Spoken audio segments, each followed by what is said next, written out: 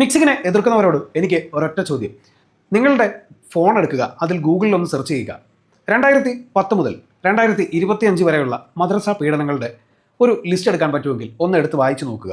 അതിൻ്റെ ഉള്ളിലെ മിക്സിങ്ങിനെ കുറിച്ച് നിങ്ങൾക്ക് എന്താണ് പറയാനുള്ളതെന്ന് കൃത്യമായിട്ടുള്ളൊരു ഉത്തരം തരാനുണ്ടെങ്കിൽ തീർച്ചയായിട്ടും നിങ്ങൾക്ക് എന്നോട് സംവദിക്കാം. അല്ലാത്ത പക്ഷമില്ല. കഴിഞ്ഞ കുറച്ച് ദിവസങ്ങളായിട്ട് നമ്മുടെ സോഷ്യൽ മീഡിയയിൽ ഏറ്റവും കൂടുതൽ ചർച്ച ചെയ്യപ്പെടുന്നൊരു വിഷയം, സോഷ്യൽ മീഡിയയിൽ മാത്രമല്ല നമ്മുടെ ഈ കേരളം എന്ന് പറയുന്ന സംസ്ഥാനത്തിലുടനീളം ചർച്ച ചെയ്യപ്പെടുന്നൊരു കാര്യമാണ് സ്കൂളുകളിൽ വിദ്യാർത്ഥികൾക്ക് ക്ലാസ്സിലെത്തുമ്പോഴേക്കും സൂംബ പരിശീലനം നൽകുന്ന കാര്യത്തെക്കുറിച്ച്. സൂംബ എന്ന ഈ എയ്റോബിക് എക്സസൈസിനെ പല ആൾക്കാർക്കും ആക്സെപ്റ്റ് ചെയ്യാൻ പറ്റില്ല. ഒരു അധ്യാപകൻ്റെ പോസ്റ്റോടുകൂടി തുടങ്ങിയ ഒരു കത്തിക്കയറൽ പിന്നീട് ഒരു മതവിഭാഗത്തിൻ്റെ മാത്രം പ്രശ്നമായി മാറുന്ന സാഹചര്യത്തിലേക്കാണ് നമ്മൾ ഓരോരുത്തരും വാർത്തകളിലൂടെ അറിയാൻ തുടങ്ങിയത്. ശരിക്കും ഇത്തരത്തിലൊരു കാര്യത്തിലേക്ക് മതങ്ങൾ ഇടപെടേണ്ട കാര്യമുണ്ടോ? ഇല്ല എന്ന് തന്നെയാണ് വ്യക്തിപരമായിട്ടുള്ള എൻ്റെ അഭിപ്രായം. സർക്കാരും ഏകദേശം അതേ നിലപാടിൽ തന്നെയാണ് മുന്നോട്ട് പോകുന്നത്.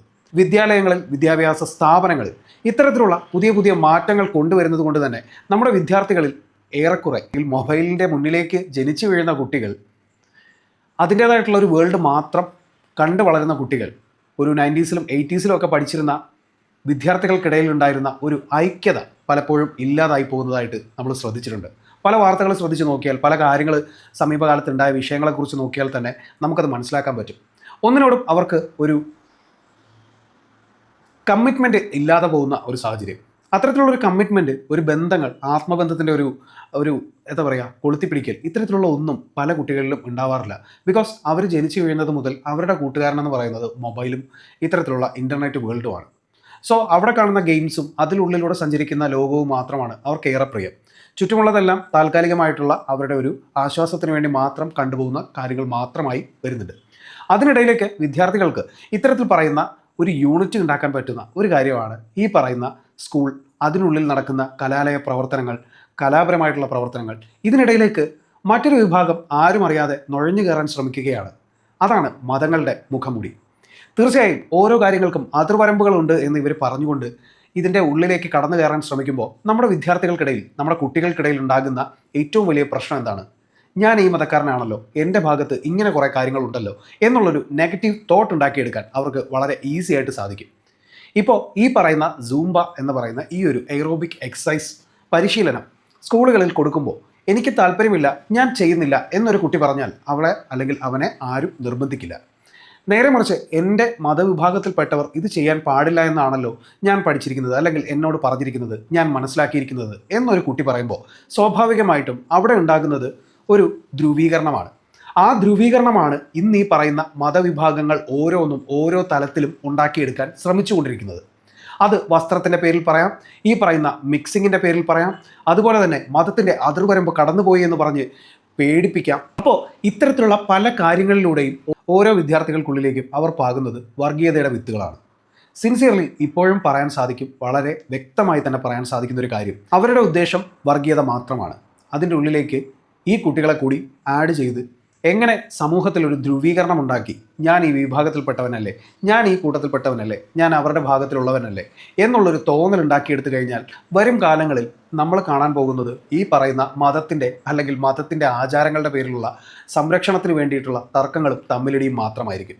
ഇന്ന് കടൽക്കിഴവന്മാരെ പോലെ നോക്കിയിരിക്കുന്ന ഒരുപാട് നെറികെട്ട മനസ്സിൻ്റെ ഉടമകൾ ഇത്തരത്തിൽ വിദ്യാർത്ഥികളുടെ മുന്നിലേക്ക് ഞങ്ങളാണ് മതത്തിൻ്റെ വക്താക്കൾ എന്ന് പറഞ്ഞുകൊണ്ട് നമ്മുടെ മീഡിയാസിന് മുന്നിലും നമ്മുടെ സൊസൈറ്റിക്ക് മുന്നിലുമൊക്കെ പല വേഷവിധാനങ്ങളുമൊക്കെ ആയിട്ട് വന്നു നിന്ന് മതത്തിനെക്കുറിച്ച് വാതോരാതെ പറയുകയും, ഇത് ഇങ്ങനെ ഒരു കാര്യം മതത്തിൽ പറഞ്ഞിട്ടില്ല, ഇതൊക്കെ ഞങ്ങളോട് ചോദിച്ചാലല്ലേ അറിയാൻ പറ്റൂ, ഇതൊക്കെ ഞങ്ങളല്ലേ തീരുമാനിക്കുന്നത്, അല്ലെങ്കിൽ ഞങ്ങളുടെ സമ്മതമില്ലാതെ ഇത് ചെയ്യാൻ പറ്റുമോ എന്നൊക്കെയുള്ള വിവിധ തരം ചോദ്യങ്ങൾ ചോദിച്ച് സൊസൈറ്റിയെ ആകെ കുഴപ്പത്തിലാക്കാൻ ശ്രമിക്കുന്ന കുറേ വ്യക്തികൾ. സോ ഇവരിലൂടെ കടന്നു പോകുമ്പോൾ സ്വാഭാവികമായിട്ടും നമ്മളുടെ വിദ്യാർത്ഥികൾക്കിടയിൽ ഒരു കൺഫ്യൂഷൻ ഉണ്ടാക്കാൻ സാധ്യതയുണ്ട്. കഴിഞ്ഞ ദിവസം ഒരു വാർത്താമാധ്യമത്തിലുണ്ടായിരുന്ന ഒരു ഡിബേറ്റിൽ മെഡിക്കൽ വിദ്യാർത്ഥിയായ ഒരു വ്യക്തി സംസാരിക്കുന്ന വാക്കുകളൊന്ന് കണ്ടതിന് ശേഷം ബാക്കി സംസാരിക്കാം. കാലം മുന്നോട്ട് പോകുമ്പോൾ ധാർമ്മികത അല്ലെങ്കിൽ നമ്മൾ ഈ പറയുന്ന കാര്യങ്ങളൊക്കെ തുറന്നിടണം എന്ന് പറയുന്നത് അത് ആരും ഉണ്ടാക്കിയ ആക്സിയമാണ്. ആ ആക്സിയത്തിൽ നിന്ന് പ്രവർത്തിക്കേണ്ട ആവശ്യം കൂടുതൽ എല്ലാവർക്കും ഇല്ല. ഞങ്ങളെ സംബന്ധിച്ചിടത്തോളം ഞങ്ങൾക്ക് ഒബ്ജക്റ്റീവ് ആയിട്ടൊരു മൊറാലിറ്റി ഉണ്ട്. ആ മൊറാലിറ്റിയിൽ നിന്നുകൊണ്ട് ഞങ്ങൾക്ക് ഒബ്ജക്റ്റീവായിട്ടുള്ളൊരു മൊറാലിറ്റി ഉണ്ട്. കാലം മാറുന്നതിനനുസരിച്ച് ധാർമ്മികതയിൽ മാറ്റങ്ങൾ ഉണ്ടാവേണ്ട കാര്യമില്ല. അങ്ങനെയാണെങ്കിൽ പ്രിയപ്പെട്ട സുഹൃത്തെ, എനിക്ക് നിങ്ങളോട് ചോദിക്കാനുള്ള ഒരേ ഒരു ചോദ്യം ഇതാണ്: 6-ാം നൂറ്റാണ്ടിൽ ഉണ്ടായിരുന്ന കാലങ്ങളും ആ കാലഘട്ടത്തിലുണ്ടായിരുന്ന നിയമങ്ങളും മാത്രമാണോ നിങ്ങളിന്ന് അനുസരിച്ച് പോരുന്നത്? ഇന്ന് നിങ്ങളുടെ ജീവിതശൈലിയിൽ നിങ്ങൾ ഉപയോഗിക്കുന്ന പല വസ്തുക്കളും 6-ാം നൂറ്റാണ്ടിൽ ഉണ്ടായിട്ടില്ല. അന്നുണ്ടായിരുന്ന പലതും ഇന്ന് ഇല്ലേ? അപ്പോൾ ഈ പറയുന്നതിനെല്ലാം താങ്കളുടെ ജീവിതത്തിൽ താങ്കൾ മാറ്റങ്ങൾ ഉണ്ടാക്കിക്കൊണ്ട് വരുന്നുണ്ട്. പക്ഷേ ഇവിടുത്തെ വിദ്യാർത്ഥികളുടെ ഇടയിലേക്ക് വരുമ്പോൾ അത് മതം അനുവദിക്കുന്നില്ല, അല്ലെങ്കിൽ ഞങ്ങളുടെ മതത്തിന് ഇങ്ങനെ ഒരു മൊറാലിറ്റി ഉണ്ട് എന്ന് പറഞ്ഞ് പൊട്ടിക്കരയുന്ന ഈ ഒരു അവസ്ഥ ശരിക്കും വളരെ വളരെ പരിതാപകരം മാത്രമാണ്. അതായത് ഞാൻ ധരിക്കുന്ന ഇപ്പോൾ ധരിച്ചിട്ടുള്ള വസ്ത്രമോ, ഞാൻ മെഡിക്കൽ കോളേജിൽ പഠിക്കുന്ന സമയത്ത് ധരിക്കുന്ന കോട്ടോ, അതൊന്നും എന്റെ സംസ്കാരത്തിന് വിരുദ്ധമല്ല. അദ്ദേഹം പഠിക്കുന്ന കോളേജിൽ ഉണ്ടാകുന്ന സംഭവങ്ങളോ അല്ലെങ്കിൽ അദ്ദേഹം ധരിച്ചിരിക്കുന്ന വസ്ത്രമോ ഒന്നും സംസ്കാരത്തിന് വിരുദ്ധമല്ല. സംസ്കാരത്തിന് വിരുദ്ധമായ വസ്ത്രങ്ങൾ എന്തൊക്കെയാണ്? അങ്ങനെയെങ്കിൽ അറേബ്യൻ നാട്ടിലെ സംസ്കാരത്തിൻ്റെ ഭാഗമായിട്ടുണ്ടായ പർദ്ദയും കന്തൂറയും ഒക്കെ ഇന്ന് ഇവിടെയുള്ളവർ ഉപയോഗിക്കുന്നതിൻ്റെ അടിസ്ഥാനം എന്താണെന്നൊന്ന് വ്യക്തമാക്കിയാൽ നന്നായിരിക്കും. അറേബ്യൻ രാജ്യങ്ങളിൽ അല്ലെങ്കിൽ പ്രത്യേകിച്ചും GCC പോലെയുള്ള അറേബ്യൻ കൺട്രീസിൽ പ്രധാനമായിട്ടും നിലനിൽക്കുന്ന ഒരു കാര്യം ചൂടാണ്. പണ്ട് കാലങ്ങളിൽ അവിടെ പ്രത്യേകിച്ചും ചൂടിൻ്റെ സാഹചര്യം വളരെ കൂടുതലാണ്. ഇന്ന് നമുക്ക് എയർ കണ്ടീഷനിങ് സിസ്റ്റങ്ങളെല്ലാം ഉള്ളതുകൊണ്ട് തന്നെ നമുക്ക് പുറത്തിറങ്ങി കഴിഞ്ഞാൽ തിരിച്ചൊരിടത്തേക്ക് കയറുമ്പോൾ നമ്മൾ കൂളാവും. നമ്മൾ ഉപയോഗിക്കുന്ന വസ്ത്രങ്ങൾ ഉപയോഗിക്കുന്നതിന് വലിയ കുഴപ്പമുണ്ടാവാറില്ല. പക്ഷേ പഴയ ഒരു കാലഘട്ടത്തിൽ ഇത്തരത്തിലുള്ള യാതൊരു സാഹചര്യങ്ങളും അവിടെ ഇല്ല. അങ്ങനെ വരുമ്പോൾ അവർക്ക് വളരെ വിശാലമായൊരു വസ്ത്രം ധരിക്കുക എന്നുള്ളതാണ് അവരെ സംബന്ധിച്ച് ഏറ്റവും വലിയൊരു കാര്യം. സോ ഈ പറയുന്ന പർദ്ദയോ കന്തൂറയോ ഒക്കെ ഉപയോഗിക്കുന്നതിൽ വലിയ പ്രശ്നമില്ല. കാരണം വായുവിൻ്റെ കൂടുതലായിട്ടുള്ള ഉള്ളിലേക്ക് എത്താനുള്ള സാഹചര്യങ്ങൾ ഉണ്ടാവും. അതുപോലെ തന്നെ വിയർപ്പ് കൂടുതലും വസ്ത്രത്തിലേക്ക് പിടിച്ച് അതിൻ്റേതായിട്ടുള്ള പ്രശ്നങ്ങൾ ഉണ്ടാകാതെ പോകും. ഇങ്ങനെയൊക്കെയുള്ള പല ഗുണങ്ങളും അതിനുണ്ട്. അതുമാത്രമല്ല, ഈ പറയുന്ന മുഖവും മുൻകൈയുമാണ് പെൺകുട്ടിയുടെ ഔറത്ത് എന്ന് പറയുന്ന ഒരു കണ്ടീഷനുണ്ട്. സോ അറേബ്യൻ സ്ഥലങ്ങളിലൊക്കെ ഉണ്ടായിരുന്ന മണൽക്കാറ്റ്, പൊടിക്കാറ്റ് പോലെയുള്ള പലതിനെയും അവർക്ക് നിയന്ത്രിക്കാനും അല്ലെങ്കിൽ അതിൽ നിന്നും രക്ഷ നേടാനുമായിട്ടാണ് ഈ പറയുന്ന പർദ്ദ പോലെയുള്ള വസ്ത്രങ്ങൾ ഉപയോഗിച്ചതെന്നുള്ളത് ഒന്ന് ചിന്തിച്ച് നോക്കിയാൽ മനസ്സിലാക്കാൻ പറ്റുന്ന കാര്യമേ ഉള്ളൂ. ബിക്കോസ് ആ പർദ്ദ കണ്ണ് മാത്രം പുറത്ത് കാണിക്കുന്ന ഒരു സാധനം ഇട്ടുകൊണ്ട് നടക്കുന്നതിന് അതിന് പ്രത്യേകം വലിയ കാര്യങ്ങളൊന്നുമില്ല. മരുഭൂമിയിലൂടെ യാത്ര ചെയ്യുമ്പോൾ പൊടിക്കാറ്റ് ഒരുപാട് ഉണ്ടാവാറുണ്ട്. അത് മൂക്കിലേക്കും വായിലേക്കും ഒന്നും ചെന്ന് കയറാതിരിക്കാൻ വേണ്ടിയിട്ടും പരമാവധി നമുക്ക് കണ്ണ് കാണണമല്ലോ. പക്ഷേ അതിനും മറയുണ്ടാക്കി സഞ്ചരിക്കുന്ന കുറേ ആൾക്കാരുണ്ട്. അപ്പോൾ അതിൻ്റെ ഉപയോഗം അതാണ്. അന്ന് കാലത്ത് അവരുണ്ടാക്കിയെടുത്ത വസ്ത്രധാരണവും മറ്റുമൊക്കെ ഇവിടെ പൊട്ടിമുളച്ചുണ്ടായ നിങ്ങളുടെ വസ്ത്രധാരണത്തിൻ്റെ രീതിയായി മാറിയത് എങ്ങനെയാണെന്നുള്ളത് എനിക്ക് ഇതുവരെ മനസ്സിലായിട്ടില്ല. തുള്ളലുകൾ, പാടലുകൾ, അതിൽ ഉപയോഗിക്കുന്ന മ്യൂസിക്കുകൾ, ഇതിനൊക്കെ ഒരു വിഭാഗത്തിന് എതിർപ്പുണ്ടെങ്കിൽ ഞാൻ പറയുന്നത് എല്ലാവരും സൂംബയിലുള്ള തുള്ളലുകൾ, അതുപോലെ തന്നെ അതിൻ്റെ പിന്നണിയിൽ ഉണ്ടാകുന്ന മ്യൂസിക്, ഇതൊക്കെയാണ് ഇവരെ അലട്ടുന്ന പ്രശ്നം. ഇതൊന്നുമല്ല, ഇതിനപ്പുറത്തേക്ക് പ്രധാനപ്പെട്ട ഒരു സാധനം വരാനുണ്ട്. പിന്നെ മിക്സിംഗ്, ഫ്രീ മിക്സിംഗ്, ഇങ്ങനെയുള്ള കാര്യങ്ങൾ മുസ്ലിം സമുദായത്തിന്, ഞാൻ ഒരു ഉദാഹരണം പറയാണ്, മറ്റു പല മിക്സിംഗ്, അതായത് ആൺകുട്ടികളും പെൺകുട്ടികളും ഒന്നിച്ച് വരാൻ പാടില്ല. ആൺകുട്ടിയും പെൺകുട്ടിയും ഒന്നിച്ചിരുന്നാൽ ഇവർക്ക് എന്താണ് പ്രശ്നം? മുൻപൊരിക്കൽ ഒരു മതനേതാവ് പറഞ്ഞിട്ടുണ്ടായിരുന്നു, പെണ്ണുങ്ങൾ എന്ന് പറയുന്നത് അല്ലെങ്കിൽ സ്ത്രീ എന്ന് പറയുന്നത് പുരുഷൻ്റെ വിളനിലമാണ്, അവരുടെ പാടമാണ്, അവർക്ക് കൃഷി ചെയ്ത് വിത്ത് മുളപ്പിച്ചെടുക്കാനുള്ള ഒരു പാടം. സോ ഈ കോൺസെപ്റ്റുമായിട്ട് നടക്കുന്നവരുടെ മുന്നിലേക്ക് ഇത്തരത്തിലുള്ള പുതിയ പുതിയ കാര്യങ്ങൾ എടുത്ത് വീശാൻ നടക്കുകയാണെന്നുണ്ടെങ്കിൽ ശരിക്കും പറഞ്ഞാൽ അത് ലോക വിഡ്ഢിത്തരം മാത്രമാണ്. കാരണം ഒരു കാലഘട്ടത്തിലും എന്തൊക്കെ മാറിയാലും എൻ്റെ ഉള്ളിലെ മതവും അതിൻ്റെ ഉള്ളിലെ കുറേ കൺസെപ്റ്റുകളും ഞങ്ങൾ ഒരിക്കലും മാറ്റില്ല എന്ന് പൂർണ്ണമായിട്ടും ചിന്തിക്കുന്ന, പൂർണ്ണമായിട്ടും വിശ്വസിക്കുന്ന ഇത്തരത്തിലുള്ള ചില ആൾക്കാർ ഈ മതത്തിൻ്റെ അട്ടിപ്പേർ അവകാശം ഏറ്റെടുക്കാൻ ആരാണ് അധികാരം തന്നെന്നുള്ളതാണ് എൻ്റെ ചോദ്യം. ഒരു കാലഘട്ടത്തിൽ TV എന്ന് പറയുന്നത് ഷെയ്ത്താൻ പെട്ടി എന്നാണ് ഞാൻ പോയിരുന്ന മദ്രസയിൽ എന്നെ പഠിപ്പിച്ച ഉസ്താദ് പറഞ്ഞത്. സോ ഈ ഷെയ്ത്താൻ പെട്ടി പിന്നീട് ഇതേ പള്ളികളിൽ തന്നെ സ്ഥാപിക്കുന്ന കാലമുണ്ടായി. ഈ ഷെയ്ത്താൻ പെട്ടിയുടെ ചെറിയ വെർഷനായിട്ടുള്ള മൊബൈൽ എന്ന് പറയുന്ന വസ്തു എല്ലാവരുടെയും പോക്കറ്റുകളിൽ ഇടം പിടിച്ചു. ഇതേ പറയുന്ന ഷെയ്ത്താൻ പെട്ടിയുടെ വിവിധ ഭാഗങ്ങളെല്ലാം ഓരോരുത്തരുടെയും വീടുകളിൽ ഇടം നേടി. കേബിൾ വന്നു കഴിഞ്ഞാൽ വലിയ പ്രശ്നമാണെന്ന് പറഞ്ഞ ഉസ്താദ് വരെ എനിക്കുണ്ടായിരുന്നു. അതിൽ നിന്ന് ലോകത്തിലെ പല വൃത്തികെട്ട കാര്യങ്ങൾ നമ്മൾ പഠിക്കേണ്ടി വരും, അതുകൊണ്ട് അത്തരത്തിലുള്ള കാര്യങ്ങളിലേക്കൊന്നും പോകരുത് എന്ന് പറഞ്ഞ ഉസ്താദുണ്ട്. അങ്ങനെയാണെങ്കിൽ എനിക്ക് അയാളോട് അന്നും ഇന്നും ചോദിക്കാനുള്ളൊരു ചോദ്യം, നിങ്ങൾ ഇതൊക്കെ ഉപയോഗിക്കുന്നില്ലേ? ഇദ്ദേഹത്തിൻ്റെ വീട്ടിലുണ്ടായിരുന്നു കേബിൾ, അപ്പോൾ അതുകൊണ്ട് കുഴപ്പമില്ല. പക്ഷേ ഞങ്ങൾ ഉപയോഗിക്കുന്നുണ്ട്. അത് ഞങ്ങൾ അതിൻ്റെ ചരിത്രങ്ങൾ മാത്രം മനസ്സിലാക്കാൻ വേണ്ടിയിട്ടാണ് ഉപയോഗിക്കുന്നത്. ഏതാ നിങ്ങളുടെ വീട്ടിൽ ഉപയോഗിക്കാൻ പാടില്ല, നിങ്ങളുടെ കുട്ടികളെ വൈകിട്ട് പോകും. കമ്പ്യൂട്ടർ, ഈ കമ്പ്യൂട്ടർ വന്നു കഴിഞ്ഞാൽ എങ്ങനെ? അത് വീട്ടിൽ ഒരു മുറിയിലൊന്നും വെക്കാൻ പാടില്ല. കാരണം അത് വെച്ച് കഴിഞ്ഞാൽ ഇൻ്റർനെറ്റ് വന്ന് പറയുന്ന വലിയ വിശാലമായിട്ടുള്ളൊരു ശൈത്താൻ നമ്മുടെ മുമ്പിൽ ഇരിപ്പുണ്ട്. ആ ശൈത്താൻ നമ്മുടെ കുഞ്ഞുങ്ങളെ കാർന്നു തിന്നും എന്ന് പറഞ്ഞവരുണ്ട്. ഇതിനപ്പുറത്തേക്ക് നോക്കുകയാണെന്നുണ്ടെങ്കിൽ മതം പറഞ്ഞിട്ടുണ്ട്, ഒരാളുടെ പ്രതിബിംബം ഇതൊന്നും ഉണ്ടാക്കാൻ പാടില്ല. അത്തരത്തിൽ പ്രതിബിംബവും ഒക്കെ ഉണ്ടാക്കുന്നവരെ മരണപ്പെട്ട് മഹിഷറയിലേക്ക് ചെല്ലുമ്പോൾ അവിടെ ചെല്ലുമ്പോൾ നിങ്ങളോട് പറയും, ഇന്നാ നീ ഉണ്ടാക്ക് നിൻ്റെ പ്രതിരൂപത്തെ അല്ലെങ്കിൽ നിൻ്റെ പ്രതിബിംബത്തെ, നിനക്കതിന് കഴിവുണ്ടോ? ഇല്ല. ഇനി നീ അതിനെ ഉണ്ടാക്കിയാൽ ശരി, അതിന് ജീവൻ കൊടുക്ക്, അതിന് നിനക്ക് കഴിവുണ്ടോ? ഇല്ല. ഇല്ലെങ്കിൽ അതുണ്ടാക്കാൻ പോകരുത് എന്ന് പറഞ്ഞിട്ട് ആ ആത്മാവിനെ ശിക്ഷിക്കും എന്നാണ് ഞാൻ പഠിച്ചെടുത്തതെന്ന് ഞാൻ മനസ്സിലാക്കിയത്.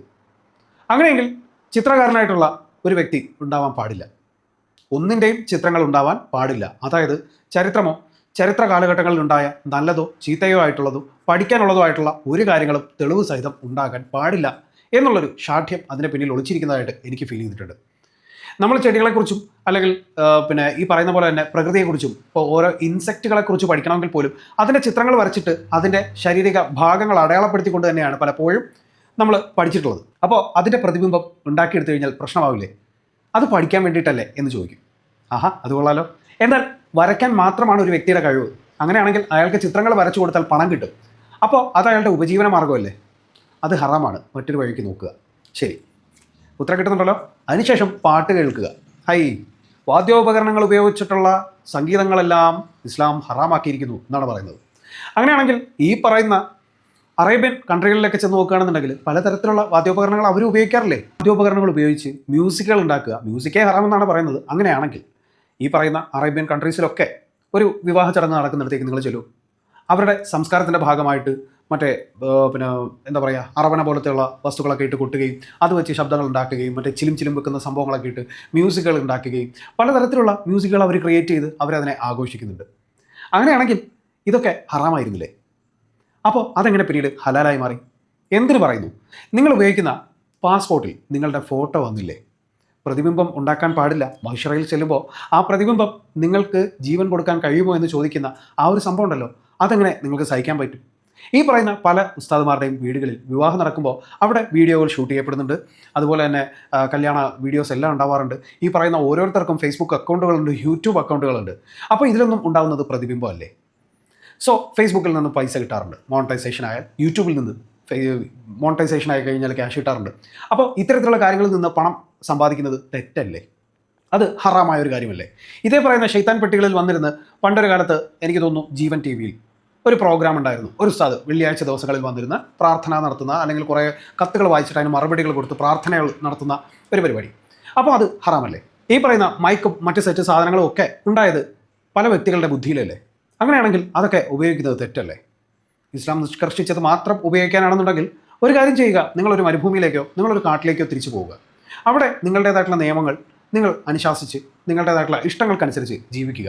എത്ര പേർ നിങ്ങളുടെ കൂടെ ഉണ്ടാവും എന്നുള്ളത് നിങ്ങൾക്ക് അപ്പോൾ മനസ്സിലാക്കാൻ പറ്റും. ഈ പറയുന്ന സൂംബ എന്ന് പറയുന്ന ഈ എയറോബിക് എക്സസൈസ് കുട്ടികളുടെ ഇടയിലേക്ക് കൊണ്ടുവരുമ്പോൾ അതിനിത്ര വേദനിക്കുന്ന എന്തിനാണ്? ആണും പെണ്ണും ഒന്നിച്ച് നിന്ന് കഴിഞ്ഞാൽ അവിടെ സെക്സ് എന്ന് പറയുന്നത് സംഭവം മാത്രം ആണ് കണ്ണിൽ കാണുന്നത്. അതിൻ്റെ അടിസ്ഥാനപരമായിട്ടുള്ളൊരു കാര്യം ഞാൻ നേരത്തെ പറഞ്ഞു, പെണ്ണ് വിളനിലമാണല്ലോ. അങ്ങനെയുള്ളൊരു കാഴ്ചപ്പാട് വെക്കുന്നവർക്ക് ഇങ്ങനെയുള്ള ചിന്തകൾ ഉണ്ടാവാനുള്ള സാധ്യത വളരെ കൂടുതലാണ്. സോ ഇവർക്ക് ആർക്കും ഈ ഇസ്ലാം മതത്തിൽ ജീവിക്കുന്ന വ്യക്തികളുടെ അട്ടിപ്പേർ അവകാശം ആരും കൊടുത്തിട്ടില്ല. നിങ്ങൾക്ക് താല്പര്യമില്ലെങ്കിൽ നിങ്ങൾ ചെയ്യേണ്ട. നിങ്ങൾക്ക് ഇഷ്ടമില്ലാത്ത കാര്യങ്ങൾ നിങ്ങൾ ചെയ്യേണ്ട സുഹൃത്തെ. ഒരു കാലത്ത് ബീഫിൻ്റെ പേരിൽ ഒരു വ്യക്തിയെ തല്ലിക്കൊന്ന വാർത്ത നമ്മളെല്ലാവരും വായിച്ചിരുന്നു. അന്ന് രാജ്യമൊട്ടാകെ പ്രതിഷേധമുണ്ടായി. ആ സാഹചര്യത്തിൽ ഏറ്റവും കൂടുതൽ ആൾക്കാർ സോഷ്യൽ മീഡിയകളിൽ കമൻറ്റ് ചെയ്തൊരു കാര്യം, ഞങ്ങൾക്കിഷ്ടമുള്ളത് ഞങ്ങൾ കഴിച്ചോട്ടെ, നിങ്ങൾക്കിഷ്ടമില്ലെങ്കിൽ നിങ്ങൾ ചെയ്യേണ്ട എന്നായിരുന്നല്ലോ. അങ്ങനെയാണെങ്കിൽ ഇന്ന് ഈ കാലഘട്ടത്തിൽ ഈ പറയുന്ന സൂംബയുടെ ഇഷ്യൂവിൽ വരുമ്പോൾ കുട്ടികളോട് പറയുന്നുണ്ട്, മക്കളെ നിങ്ങൾക്ക് താല്പര്യമില്ലെങ്കിൽ നിങ്ങൾ ചെയ്യേണ്ട കേട്ടോ. താല്പര്യമുള്ളവർ ചെയ്യട്ടെ. ശരി, താല്പര്യമുള്ളവർ ചെയ്യട്ടെന്നേ. അപ്പോൾ നിങ്ങൾക്ക് ഇത്ര വേദനിക്കുന്നത് എന്തിനാണ്? അവിടെയും പ്രശ്നം ആണും പെണ്ണും ഒന്നിച്ച് നിൽക്കുക.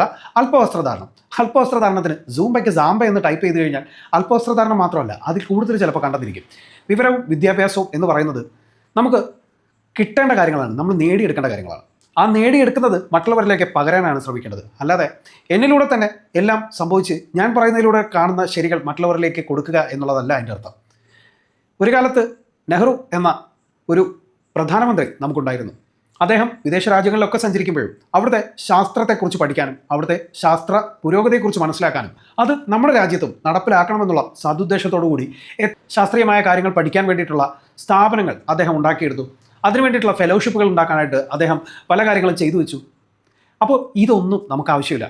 നമ്മൾ 2025 ജീവിക്കുന്നത്. പക്ഷേ കാലം മാറുന്നതിനനുസരിച്ച് നമ്മുടെ ധാർമ്മികത മാറാൻ പാടില്ലല്ലോ. നമ്മൾ 6-ാം നൂറ്റാണ്ടിലേക്ക് തിരിച്ചു പോകാം. നമ്മുടെ കുട്ടികൾ സൂംബയും പഠിക്കേണ്ട, ഒന്നും പഠിക്കേണ്ട. നമ്മുടെ കുട്ടികൾക്ക് മണലാരണ്യത്തിൽ തെണ്ടി നടക്കാനും അതുപോലെ തന്നെ ഒട്ടകത്തെ പരിപാലിക്കാനും ഒക്കെയുള്ള സാഹചര്യങ്ങൾ ഉണ്ടാക്കി കൊടുക്കുക. ഇത് അവർ പഠിക്കട്ടെ, അതാണ് അവർക്ക് ഏറ്റവും നല്ലത്. പക്ഷേ എനിക്ക് അപ്പോഴും പറയാനുള്ളത് ഒന്ന് മാത്രമേ ഉള്ളൂ, നിങ്ങളുടെ ഇതിനോടൊന്നും താല്പര്യമില്ലാത്ത നിങ്ങളുടെ കുട്ടികളെ മാത്രം ആ ഒരു കാറ്റഗറിയിൽ ഉൾപ്പെടുത്തുക. മറ്റുള്ളവർക്ക് അവരുടെ ഇഷ്ടത്തിനനുസരിച്ച് ജീവിക്കട്ടെ.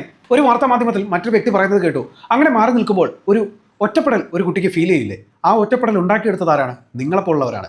നിങ്ങളെപ്പോലുള്ളവർ മതത്തിൻ്റെ പേര് പറഞ്ഞ് അവരുടെ വീട്ടുകാരെ ബ്രെയിൻ വാഷ് ചെയ്യുമ്പോൾ ആ കുട്ടിയും അതിൻ്റെ ഭാഗമായി മാറുകയാണ്, നിർബന്ധിതമായി മാറുന്നു എന്ന് വേണം പറയേണ്ടിയിരിക്കുന്നത്. കുട്ടികളായിരിക്കുന്ന സമയത്ത് കൂടെയുള്ളവരെല്ലാം ഒപ്പമുള്ളവരെല്ലാം ഞങ്ങളെല്ലാം ഒന്നാണെന്ന് മനസ്സിലാക്കി പഠിച്ചുകൊണ്ടിരിക്കുന്ന സാഹചര്യത്തിൽ അതിൻ്റെ ഉള്ളിലേക്ക് ഇത്തരത്തിലുള്ള മതം നിഷ്കർഷിക്കുന്ന വസ്തുതകളെ കൊണ്ട് തള്ളിയിട്ട് അവർക്കിടയിൽ ധ്രുവീകരണം ഉണ്ടാക്കിയത് മറ്റാരുമല്ല, നിങ്ങൾ മാത്രമാണ്. ഒരിക്കൽ പെൺകുട്ടികൾക്ക് പാൻറ്റും ഷർട്ടും ഇടുന്നത് വലിയ തെറ്റാണെന്ന് പറഞ്ഞുകൊണ്ട് നടന്നിരുന്നവർ ഇന്ന് പലപ്പോഴും അവരുടെ കീഴിലുള്ള സ്ഥാപനങ്ങളിൽ ഇത്തരത്തിലുള്ള വേഷവിധാനമാണ് അവർക്ക് സമ്മാനിക്കുന്നത്. എന്താണ് ഇതിൻ്റെ പിന്നിലെ ചെയ്തോ വികാരമെന്ന് എനിക്ക് ഇനിയും മനസ്സിലാവുന്നില്ല. 50 വർഷം കഴിഞ്ഞതിന് ശേഷം സൂംബ നല്ലൊരു ഇതാണെന്ന് ഏതെങ്കിലും ഒരാൾ പറഞ്ഞു കഴിഞ്ഞാൽ, ഓ ഇത് വലിയൊരു സംഭവമാണല്ലോ, അദ്ദേഹം പറഞ്ഞല്ലോ എന്ന് പറഞ്ഞ് ആക്സെപ്റ്റ് ചെയ്യാനുള്ള ആ ഒരു നെറുകെട്ട മെൻറ്റാലിറ്റി ഉണ്ടല്ലോ, അതാണ് ഏറ്റവും വലിയ പ്രശ്നം. കുട്ടികൾക്കിടയിൽ വ്യായാമങ്ങൾ അത്യാവശ്യമാണ്, കുട്ടികൾ വ്യായാമം ചെയ്യേണ്ടതുമാണ്.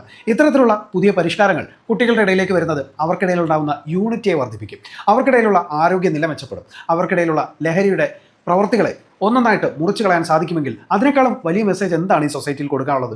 നിങ്ങളുടെ മതങ്ങൾ കൊടുക്കുന്ന നല്ല മെസ്സേജുകൾക്ക് അപ്പുറത്തേക്ക് എത്രത്തോളം നെഗറ്റീവായിട്ടുള്ള മെസ്സേജുകൾ കൊടുക്കുന്നുണ്ട്? ഓരോ മതങ്ങളെയും വെച്ച് നോക്കിക്കഴിഞ്ഞാൽ മനസ്സിലാക്കാൻ പറ്റില്ലേ? എല്ലാത്തിൻ്റെയും നല്ലതിനെ സ്വീകരിക്കുക, മോശമായതിനെ എടുത്ത് കളയുക എന്നുള്ളതിനപ്പുറത്തേക്ക് പ്രത്യേകിച്ച് ഒന്നും പറയാനില്ല. മിക്സിങ്ങിനെ എതിർക്കുന്നവരോട് എനിക്ക് ഒരൊറ്റ ചോദ്യം. നിങ്ങളുടെ ഫോൺ എടുക്കുക, അതിൽ ഗൂഗിളിൽ ഒന്ന് സെർച്ച് ചെയ്യുക. 2010 മുതൽ 2025 വരെയുള്ള മദ്രസ പീഡനങ്ങളുടെ ഒരു ലിസ്റ്റ് എടുക്കാൻ പറ്റുമെങ്കിൽ ഒന്ന് എടുത്ത് വായിച്ചു നോക്കുക. അതിൻ്റെ ഉള്ളിലെ മിക്സിങ്ങിനെ കുറിച്ച് നിങ്ങൾക്ക് എന്താണ് പറയാനുള്ളതെന്ന് കൃത്യമായിട്ടുള്ളൊരു ഉത്തരം തരാനുണ്ടെങ്കിൽ തീർച്ചയായിട്ടും നിങ്ങൾക്ക് എന്നോട് സംവദിക്കാം. അല്ലാത്ത പക്ഷം നിങ്ങളത് പറയാൻ പാടില്ല. ഇതുപോലെ തന്നെ പല മതങ്ങളിലും പലതരത്തിലുള്ള നെറുകെട്ട ആചാരങ്ങൾ ഓരോരുത്തരുടെയും ജീവിതത്തിന് വിലങ്ങുതടിയായി മാറുന്നുണ്ട്. ഇതൊക്കെ നമ്മൾക്ക് താല്പര്യമുണ്ടെങ്കിൽ മാത്രം ഫോളോ അപ്പ് ചെയ്യുക, അല്ലാത്ത പക്ഷം നമ്മളതിനെ വർജിക്കുക എന്നുള്ളത് മാത്രമാണ്. പക്ഷേ ഞങ്ങൾ ചെയ്യുന്നത് നീ ചെയ്തേ പറ്റൂ എന്നുള്ളതാണ് മതത്തിൻ്റെ ഉള്ളിലേക്ക് വരുമ്പോൾ. പക്ഷേ ഞങ്ങൾ ആക്രമിക്കപ്പെടുമ്പോൾ ഞങ്ങളുടെ ഇഷ്ടമല്ലേ, ഞങ്ങൾ ചെയ്തോട്ടെ, നിങ്ങൾക്ക് താല്പര്യമില്ലെങ്കിൽ വേണ്ട എന്ന് പറയുന്ന ഒരു സാഹചര്യത്തിലേക്ക് തിരിഞ്ഞു പോകാനും ഇതേ മതത്തിൽപ്പെട്ടവർ വന്നു കിടന്ന് കരയുന്നത് നമുക്ക് കാണാൻ പറ്റും. കൂടുതൽ പറയാനില്ല. നിങ്ങളിൽ പാപം ചെയ്യാത്തവർ കല്ലെറിയട്ടെ. നിങ്ങളുടെ അഭിപ്രായങ്ങൾ കമൻറ്റ് ചെയ്യാൻ മറക്കരുത്. അതുപോലെ തന്നെ ഇത്തരത്തിലുള്ള വിഷയങ്ങളിൽ ഒരു മതത്തിൻ്റെയും അട്ടിപ്പേർ അവകാശം ഏറ്റെടുത്ത് വരുന്നവരെ നിങ്ങൾ കൃത്യമായിട്ട് മനസ്സിലാക്കിയതിന് ശേഷം മാത്രം നിങ്ങളുടെ ഒരു തീരുമാനമോ നിങ്ങളുടെ ഒരു അഭിപ്രായത്തിൽ വ്യത്യാസമോ ഉണ്ടാക്കണമെങ്കിൽ മാത്രം ചെയ്യുക. അല്ലാതെ അവരുടെ അഭിപ്രായമല്ല നിങ്ങളുടെ ജീവിതം തീരുമാനിക്കുന്നതും അവരുടെ അഭിപ്രായങ്ങളിൽ ഊന്നിയാവരുത് നിങ്ങളുടെ വിശ്വാസങ്ങൾ കൊണ്ടുപോകേണ്ടത്.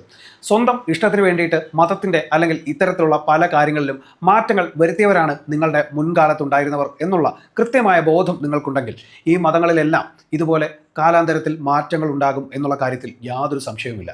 സോ ഇത്തരത്തിലുള്ള കാര്യങ്ങളെ ചിന്തിച്ച് മാത്രം നിങ്ങളുടെ കുട്ടികളിലേക്ക് നാളെയുടെ നല്ലതിന് വേണ്ടിയിട്ട് അവർക്ക് കൊടുക്കുക. അല്ലാതെ ആരെങ്കിലും എവിടെയെങ്കിലും ഛർദ്ദിച്ച് വെക്കുന്നത് അതുപോലെ വടിച്ചെടുത്ത് എൻ്റെ കുട്ടിയും ഇത് കഴിച്ചാൽ മതി എന്ന് പറഞ്ഞുകൊണ്ട് അവരുടെ ഉള്ളിലേക്ക് ഇട്ട് കൊടുക്കാനാണ് ശ്രമിക്കുന്നതെങ്കിൽ നാളെ ഒരു കാലത്ത് നിങ്ങൾ മരിച്ചു പോയേക്കാം. പക്ഷേ ഈ സൊസൈറ്റിയിൽ നിങ്ങൾ ചെയ്തു വെക്കുന്ന ഏറ്റവും വലിയ പാപത്തിൻ്റെ പങ്ക് മാത്രമായിരിക്കും അത്.